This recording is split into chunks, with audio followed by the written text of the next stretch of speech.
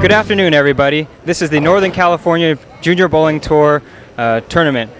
We are in Fremont, California at Don Hillman's Cloverleaf Family Bowl, and we are right now in the middle of our season finale for the 1994-95 season. So far, the tournament's been really exciting so far, hasn't it, Vaughn?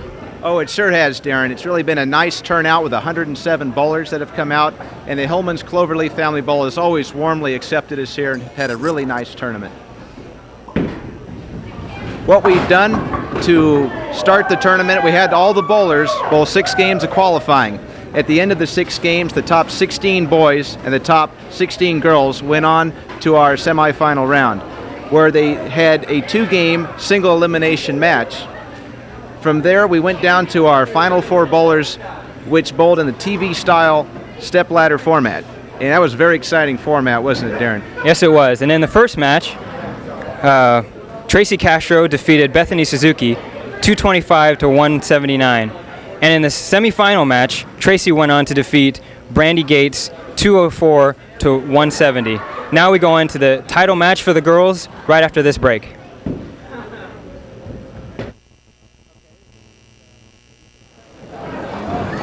Okay, the ladies are just about to finish up their practice here as we're about to start the championship match at the 5th annual California Invitational here in Fremont, California. I'm Darren Wong, and with me is Vaughn Carabinian.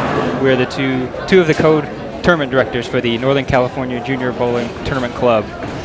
Well, welcome, everybody. I'm sure we're getting very, very excited to have a very competitive match, a very emotional match from our crowd. The match prior to this, there was a lot of emotion from the audience, and I'm sure we'll see the same here in this match. You see a pretty packed house here as the crowd is getting ready for this great match here. This is the season finale for our 94-95 season, so there's still a lot of year-end awards that are up for grabs, and it's just the conclusion to yet another great season for NCJBT. Yeah, this has really been a fine event here for our junior bowlers. We bowl 6 tournaments a year. We've just now completed our 5th year. And with this season finale, we'll find out who our all-star team is, as well as the tournament champions for the boys and the girls. And actually, speaking of the all-star teams for this year, as we had documented earlier, some of the earlier matches have been completed, and the top 2 are still to be undetermined, but the other finalists have already taken their places, and based on that, we've had a couple players who've moved up into the all-star team. They've jumped past a couple people. Mike Flynn in the boys division, he moved up from out of the top 5 into the top 5. And Tracy Castro now, by moving into this final match, has also moved into the all-star team. And that's really great, because the bowlers, no matter how they have done prior to today, with the added emphasis of this tournament, we're about to get underway here as the audience here sends the participants off with a nice round of applause. Up on the left lane will be Jeanette Manacho. She was the tournament leader for this tournament, and she has pretty much dominated the junior girls division these last couple of years. Oh, and off to a really nice start.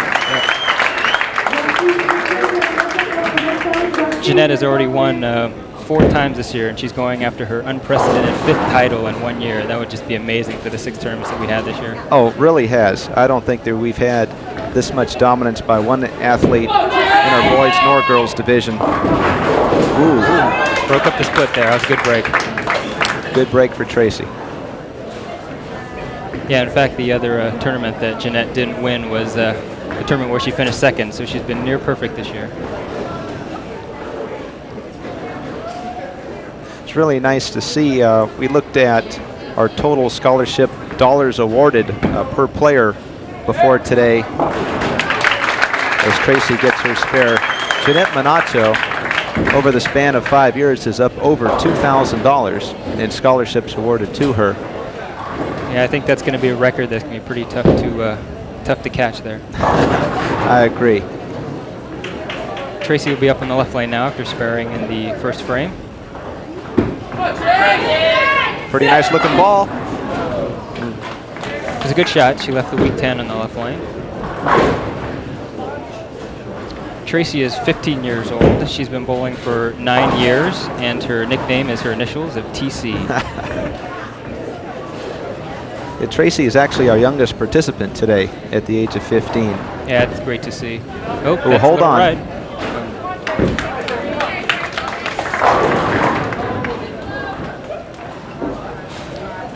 Knowing the type of competitor that Jeanette is, she'll probably jump on that open right away.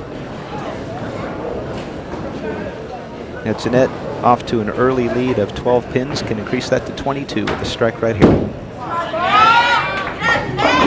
Ooh, a little bit high. Looks like she may have taken the speed off a little bit on that ball.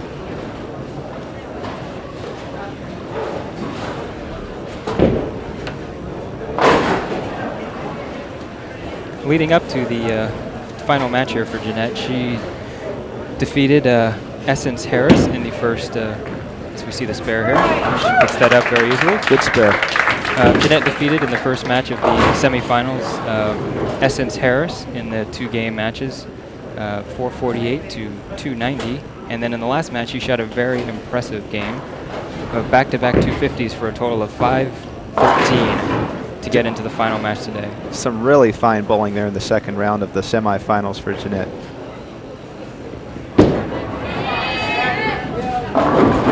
Oh, gets a good break there. She trips out the 6-pin. Boy, that was some nice carry of the 6 and the 10. It came in a little bit high and carried nicely the 6 and the 10 pin. There you see the scoreboard. Oh, nice ball. There's a good comeback for Tracy. She needed that. A little bit more about Tracy. She is from the San Mateo area. She currently attends Burlingame High School. Her high game is a perfect 300 game, and her high scratch series is 747. She currently has a 187 average. There's a big shot early here. Oh. Wow. That was a bad break. That was a big shot for her. She needed that double to get back into the match. Really nice ball. Solid in the pocket. Just leaves a ringing 10 pin. Now this is the spare she missed in the second frame. Let's see if she can make the adjustment and pick it up here in the fourth.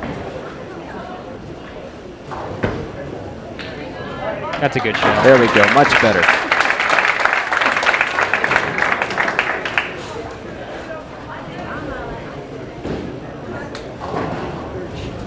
Jeanette also has a high game of 300. In fact, she shot 6 300s in her career. There isn't much that Jeanette hasn't done in her junior career, and yet she's only 19 years old. Wow. Nice ball, just didn't quite get the carry on the 7 pin.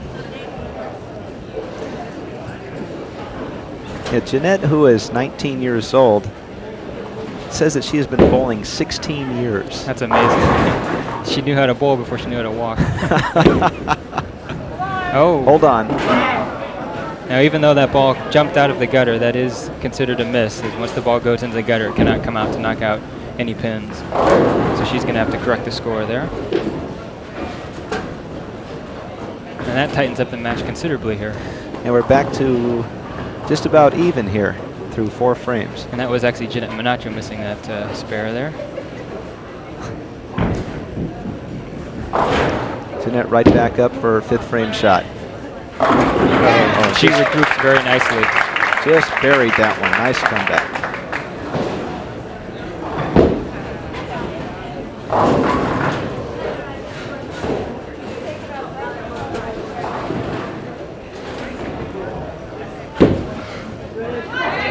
That's a good shot. Nice ball for Tracy. Tracy's very active in her youth bowling.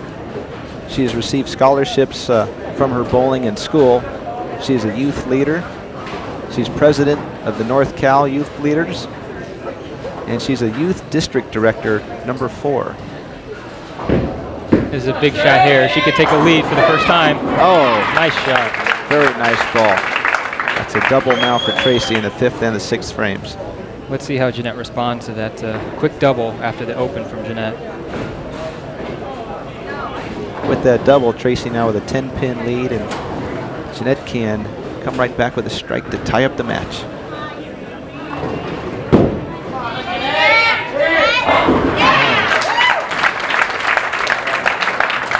Very nice shot for Jeanette. Not only has Jeanette won 5 titles this year, but she has 9 total titles in her career in NCJBT, along with 3 second-place finishes. Shown remarkable consistency throughout her junior bowling career. Just remarkable. This is to take a 10-pin lead.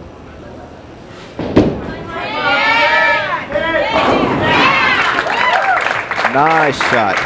Another now a shot 3-bagger. As the lead seesaws back and forth, Tracy now gets up on the right lane with a chance to, once again, even the match. Gee, Darren, what more can you ask for? We've had such a wonderful day, and to have this final match just seesaw back and forth for the lead. That's a little light. Oh! She just saws the 5 out. Nice carry. We are bowling for a total of $1,500 in scholarships today.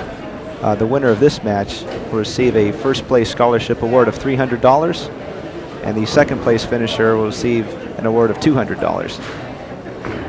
She can once again take the lead here. Looks good. Good shot. Wow, Rips nice the 5 ball. out again. 2 powerful balls there rolled by Tracy. She ripped the 5 out on both shots. Once again, Jeanette will have to respond now, being put behind by 10 pins. Some very nice clutch bowling by both bowlers. Looks like a good shot. Solid in the pocket. It's like a carbon copy of the other 3, huh, Vaughn? Jeanette has also won a couple major titles in her career, including a California State Scratch title in 1995, as well as some titles in other junior tournament clubs in Northern California, BAJTL and JCCB. It's a little left. Looks like that hooked a little bit harder than her last few balls and went through the nose and left the 4-7. Yeah, I was kind of confused by that one, actually. I thought she had missed left with that ball, and it actually hooked too much. Looked like she got a little overreaction there.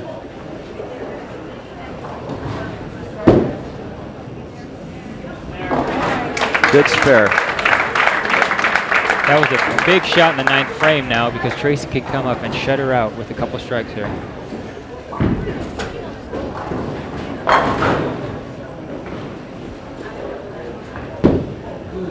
That looks like a good shot. Oh, buried it. Nice ball. That's now 5 strikes in a row for Tracy Castro.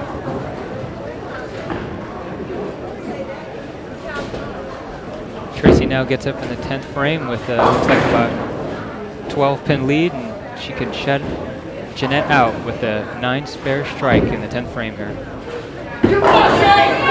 Looks good. Oh. It's a good shot. She left the half 10. Jeanette knows she still has a chance, but Tracy, she picks up the spare and strikes. There's nothing Jeanette can do. She'll shut her out. She'll shoot a game of 227.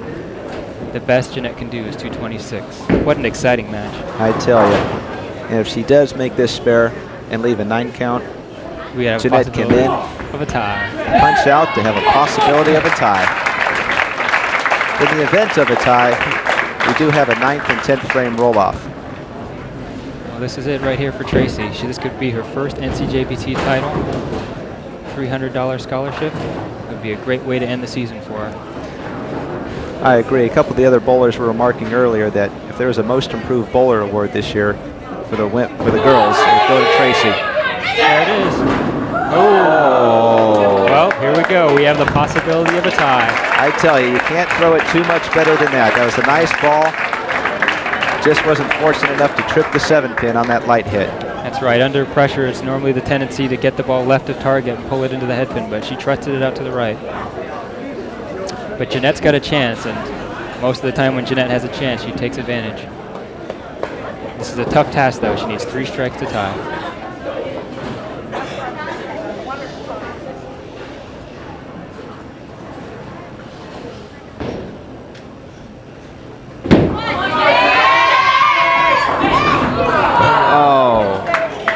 Good shot. She just left the 7-pin, and we have a new NCJBT champion of Tracy Castro. Let's hear it for Tracy. And Jeanette threw a very nice ball. Just didn't carry that 7-pin. Good cover. Finishing out like the champion she is, Jeanette will fill out the 10th frame here and end up with a score in the 2 teens, but it won't be enough to defeat Tracy. And you were remarking that she's been voted as the most improved player, and that's amazing considering she's only 15, and it seems like the future's pretty bright for Tracy Castro. Yeah, I agree. As Jeanette finishes with a strike in a 2-15 game, and Jeanette can't feel too upset about her performance today. She rolled really well and is already locked up the Bowler of the Year award in the NCJBT. Yeah, she pretty much locked it up a couple tournaments ago, actually, with her fine performance this year, but it wasn't meant to be today.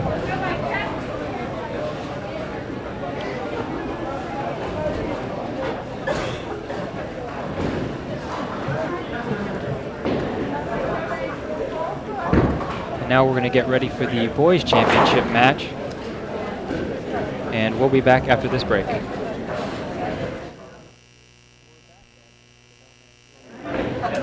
And we're back at the Hillman's Cloverleaf Family Bowl here in Fremont, California, and we're about to begin the boys championship matches.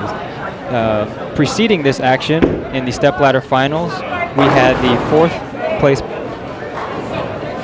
bowler bowl against the 3rd place bowler, and Chris Neff defeated Mike Flynn 216 to 202, and then Dan Schmid defeated Chris Neff 222 to 181, leading up to this final match where Dan gets to bowl against Tim Hill for the title.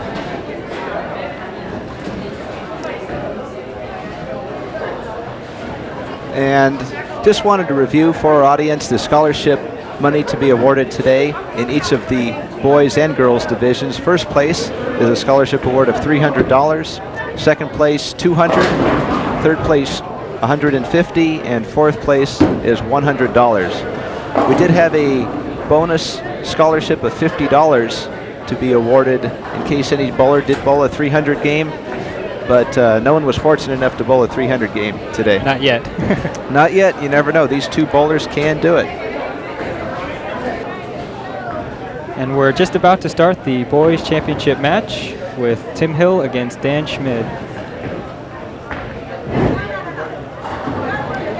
And not only are these 2 players 2 of the rising and top young juniors in bowling, but we're also going to see 2 of the hardest throwers that we have in junior bowling. These guys can really fire it down the line. And as well as the speed, watch the turn on the ball. Both players.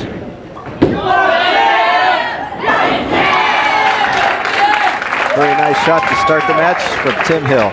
Tim Hill was our tournament leader, and in fact, he is going for a boys division unprecedented 3rd title in a row. No boy has ever won 3 titles, NCJBT titles in a row, and this will be a first here. I'm not sure if any boys ever won 3 in one season. That might be true. We'd have to look into the record books on that one. Ooh. Tough start for Dan right out of the blocks. Leaves Leaving a the 4-6-10.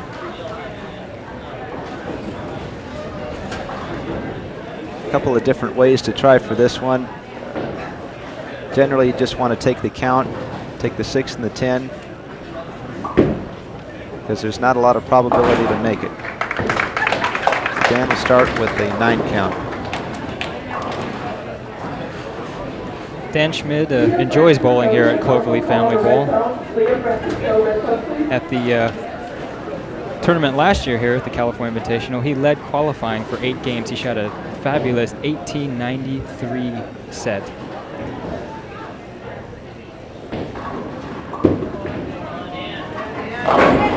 Nice shot. Both these bowlers, with the amount of turn that they put on the ball, for those of you watching, generally more turn on the ball will allow you to have more pin action when the ball hits the pins. So on that shot right there, when Dan hit the pocket light, he sent that 1 pin flying all over and carried just about everything on the right side.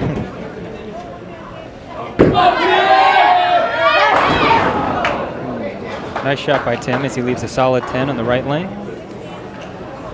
Tim currently attends Sac State. He is 20 years old. He's been bowling for 12 years, and he has shot 4 perfect 300 games.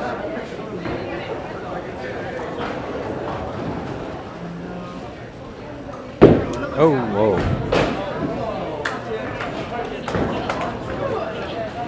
Tough miss spare right out of the blocks for Tim. No matter what happens this tournament, Tim has locked up the Bowler of the Year title in NCJBT for this season, as he has pretty much dominated the last couple of tournaments, and once again here. Oh, no doubt about that one. Some of his fans there are cheering him on. I don't know if that's some kind of code or what exactly that is, but that was a nice shot. Now, Dan is a relative newcomer to the NCJBT tournament club compared to Tim. Nice shot. That just slapped the 7-pin right out of there. That tremendous power and turn that he gets on the ball. Really nice carry. Dan hails from the city of Antioch, and he's 15 years old. He's been bowling for 10 years. He currently attends Antioch High School. Has a current high game of 290, so that perfect 300 game has eluded him. That's kind of surprising with the kind of strikes that this guy can throw. You're right. That ball's there again. And Dan has come back with a 3-bagger after that split to start the match. Now Tim will be up on the right lane trying to respond to that quick 3-bagger by Dan.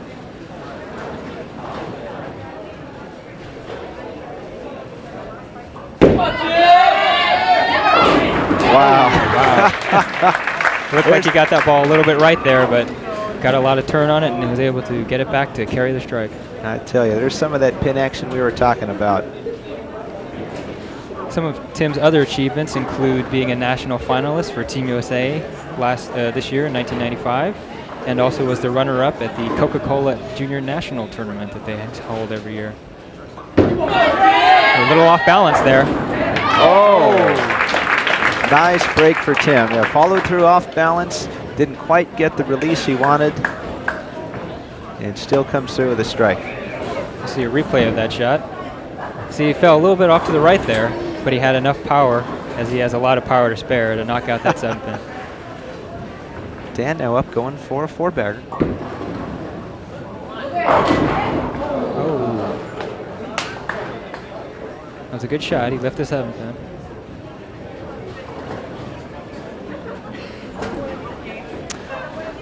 Dan's current average is 224. It's very impressive. That's a nice average for the age of 15. Has a high series of 748 also. Good spare shot there. As he straightens it out, goes cross lane, takes off a lot of that hook, and just goes right at it. Kind of interesting looking up at the scoreboard. Dan has an 88 in the 4th frame, and we are in a relative tied match right now, just like we were in the girls' match last game.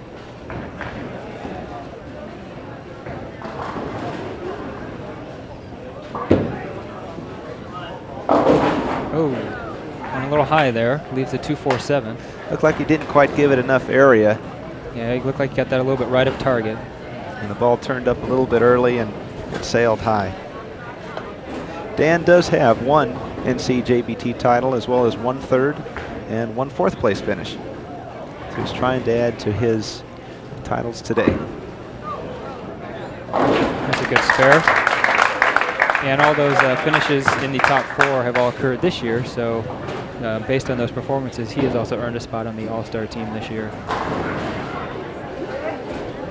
Yeah, in fact, I think at the beginning of the season, Dan was going head-to-head with a couple other bowlers for the Bowler of the Year. Oh, what a powerful strike from Tim Hill. There's a good shot. As you see another shot of the crowd there.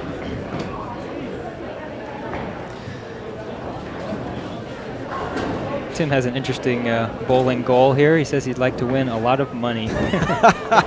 Well, it looks like he's going to do that. If he can finish well today, he could take home that $300 scholarship.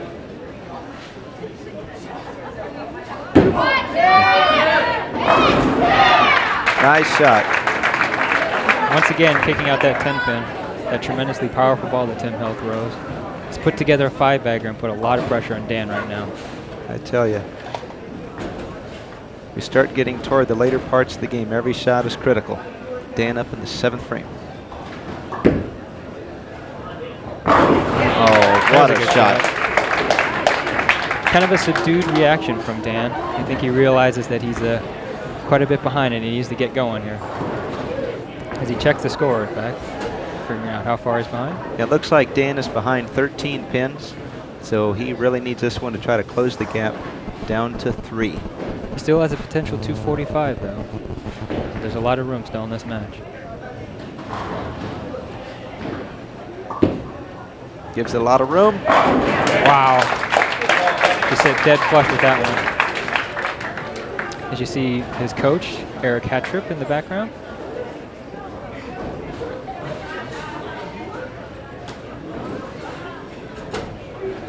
Tim now up in the 8th frame with a 5-bagger working.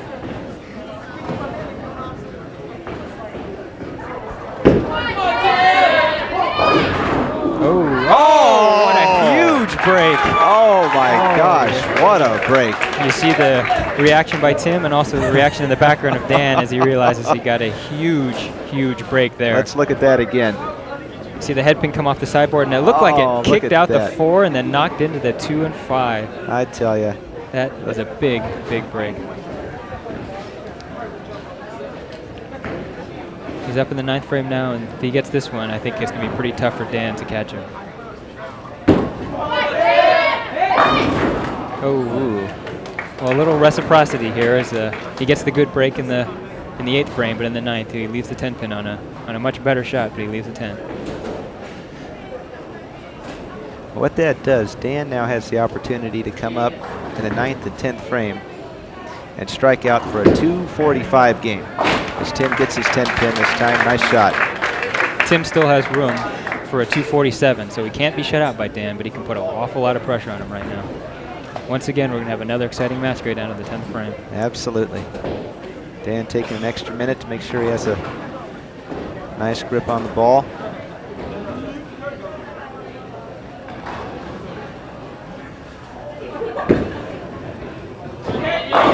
Oh, big break as he kicked out the 7 there. He hit a little light, but he knocked the 7 pin out. That was a nice shot. I think it says something about Dan when we had mentioned to him that this tournament here was going to feature the television format. He got pretty psyched up and he came through. He wanted to make the TV show. I think that shows he's a very good pressure player. So he comes up in the 10th frame needing to throw a 3-bagger to force Tim to throw a double. Oh, what a shot. Good ball. I was talking to his coach, Eric Hattrip, right when the announcement was made that we were to have televised finals, and ever since that day, Eric said Dan has been putting all his efforts toward this match right here. And he's putting on quite a show. You can see his parents in the background there over his left shoulder.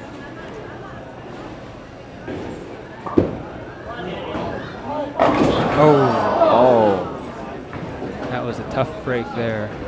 Because now, at the most he can shoot. With 2 pins here, he will shoot a 229.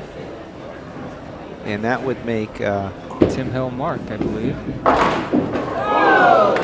Wow, gave that quite a run. That's what that extra ball speed can do. It can knock pins around, but right now it looks like Tim Hill's going to need a mark.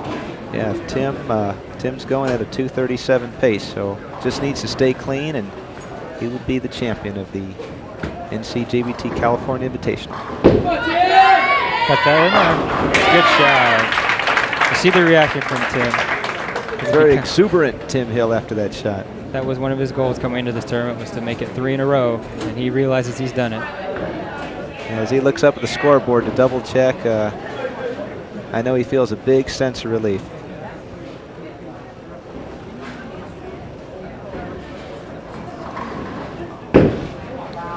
Well, that one didn't really matter for Tim. He's just finishing out. You see some more of the crowd in back. And as Tim wins, he also wanted me to say a little message here that this one was for Tony, one of our cameramen here. All right, that's great. Well, Tim's goal, trying to make a lot of money. He's off to a nice start. Yeah, he's had a great season this year. He's our bowler of the year, and he's our California Invitational champion. The crowd gives Tim a nice warm round of applause, congratulating him on his victory, 237 to 230 over Dan Schmid. Two really exciting matches. I think it's pretty indicative of most of our NCJBT tournaments. We always have exciting matches. Yeah, I agree. The bowlers always bowl up to the best of their ability in these tournaments, and we definitely have seen a lot of that today. And we'll be back with the championship check and trophy presentation and interviews after this. And welcome back to the NCJBT award presentation. At this time, we'll award the first place awards for the boys and the girls division. And at this time, I'd like to ask that Tracy Castro come up to receive her first place award for a $300 scholarship and a nice championship trophy. Congratulations. Congratulations, Tracy. How does it feel to be a winner here today? Great. Good. How do you think you bowled throughout the tournament? Okay, I don't know, maintained a positive attitude. Good. Congratulations very much for your effort. You're welcome. And in the boys division, first place was Tim Hill.